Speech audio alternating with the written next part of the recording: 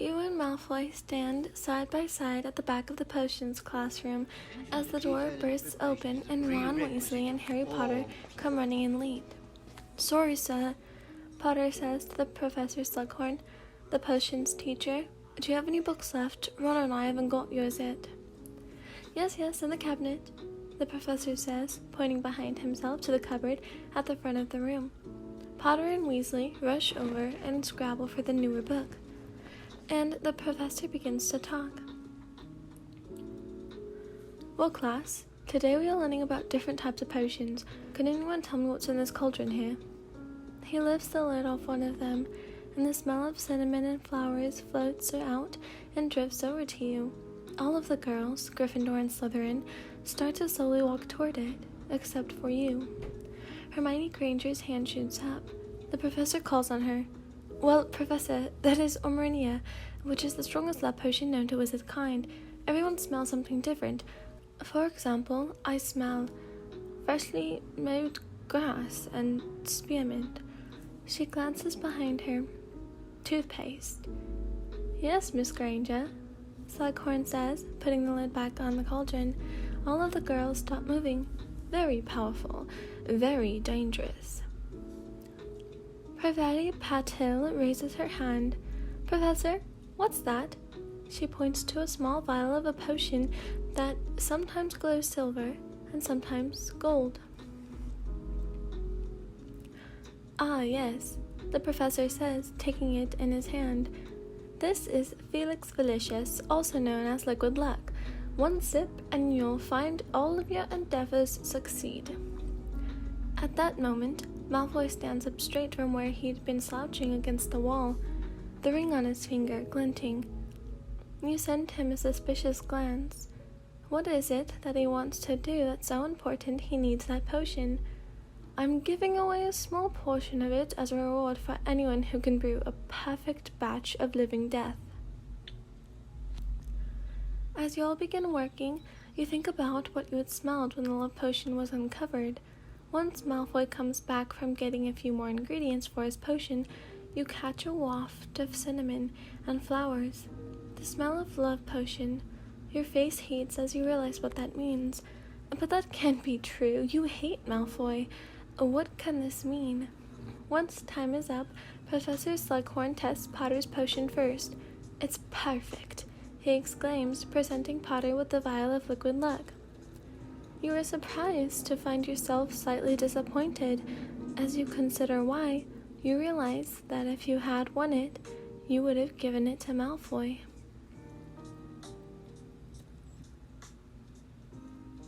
After classes are over, you head to dinner with a crowd of other Slytherins. You sit in the same places that you had breakfast at, except this time, Pansy Parkinson squishes in next to you. She rests her elbow on the table and starts making eyes at Malfoy, who raises his eyebrows at you. You laugh, accidentally spitting out the water you had just taken a sip of. Parkinson snickers. "Shut up, Parkinson." Blaise snaps, patting you on the back. "Ignore her," he mouths when you look in his direction. You grin and mouth back, "I will." Malfoy doesn't eat much the whole time, and you decide to start a conversation to give him something to do. "So, Malfoy," you drawl, examining your fingernails.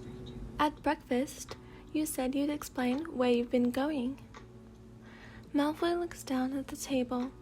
"Later, in the common room." He glances around as if trying to make sure nobody heard. No one responds. "Why are you being so secretive?" You push on. He slams a fist down on the table.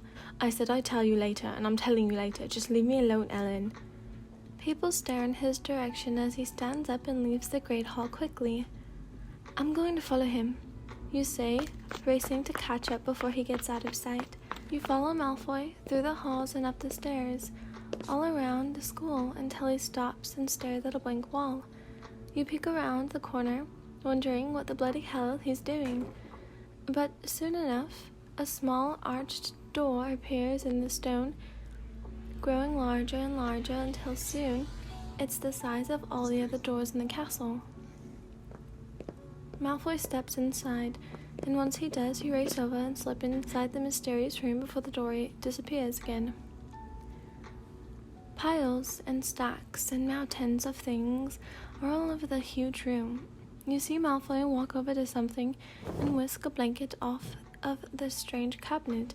Hiding behind a nearby pile, you stare in awe as he places a green apple inside the cabinet and closes the door, muttering something under his breath.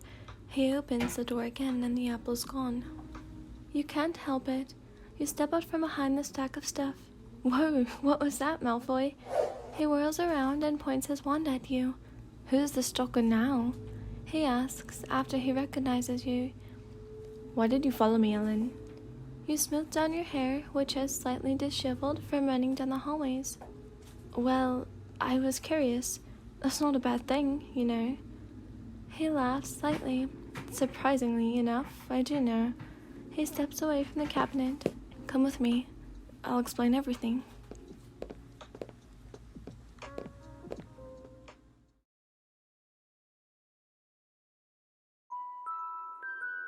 If you're listening to this, I hope you have an amazing day, afternoon, or night, whenever you are. I'll see you next time. Goodbye.